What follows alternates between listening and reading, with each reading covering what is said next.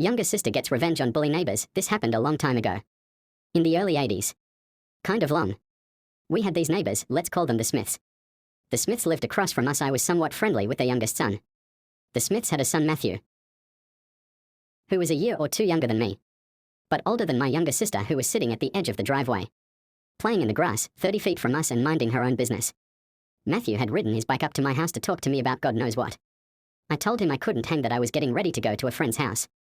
Matthew curses as he leaves and rides down the driveway.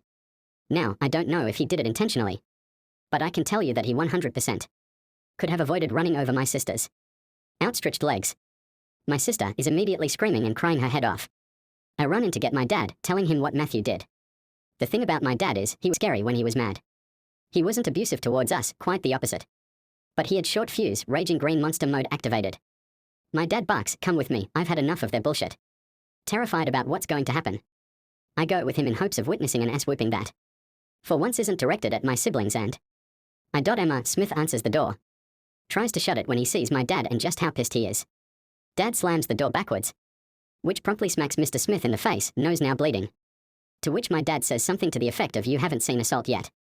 If your kid ever touches or in any way hurts my daughter again, the cops will have to beat me from putting you in a permanent wheelchair."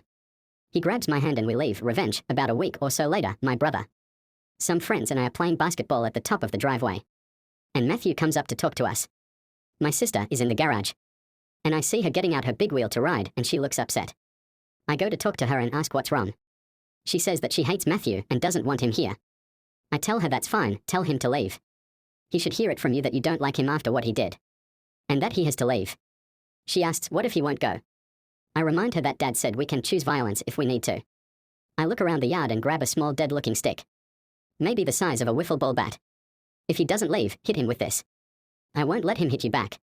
So my sister walks over to him and, curiously enough, doesn't tell him to leave, but rather to move. Matthew says no without hesitation. Our heroine of the story flat out tomahawks him over the head, shattering the dead stick into pieces. Matthew drops to the ground crying and wailing. My little 5-year-old sister, in one of the coolest things she's ever done, says, when I say move, I mean move. Matthew never bothered, bullied my sister again after that.